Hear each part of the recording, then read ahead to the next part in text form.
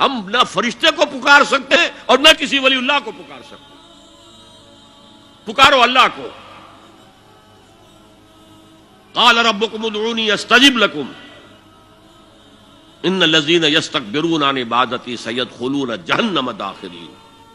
تمہارا رب کہتا ہے مجھے پکارو، مجھ سے مانگو، میں تمہیں دوں گا، تمہاری دعا سنوں گا، قبول کروں گا. اور جو بربنائے تکبر مجھ سے نہیں مانگتے وہ جہنم میں داخل ہوں گے، ذلیل و خوار ہو کر. حضور نے ایک بات مجھے متن یاد نہیں ہے، بہت پیاری فرمائی.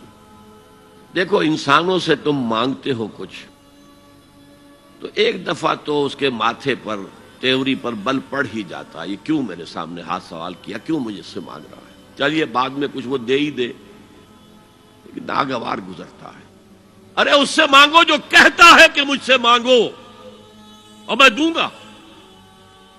وہ نہ مانگنے پہ ناراض ہے، اس سے نہیں مانگتے.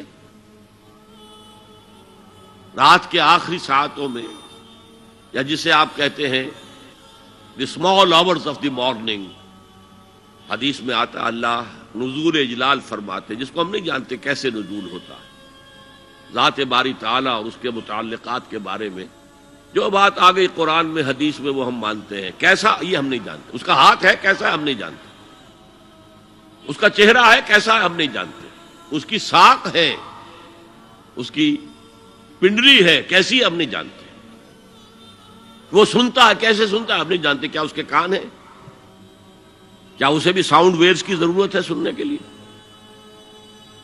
وہ دیکھتا ہے کیسے دیکھتا ہے ہم نہیں جانتے،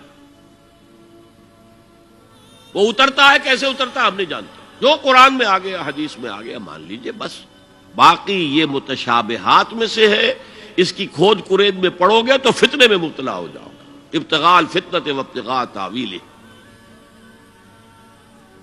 لہذا حدیث میں آتا ہے کہ رات کے آخری ساعتوں میں اللہ سمائے دنیا تک نزول فرماتے ہیں اور پھر ندا لگتی ہے حل من سائل فاعطیہ، ہے کوئی سوال کرنے والا مانگنے والا کہ میں اسے دوں،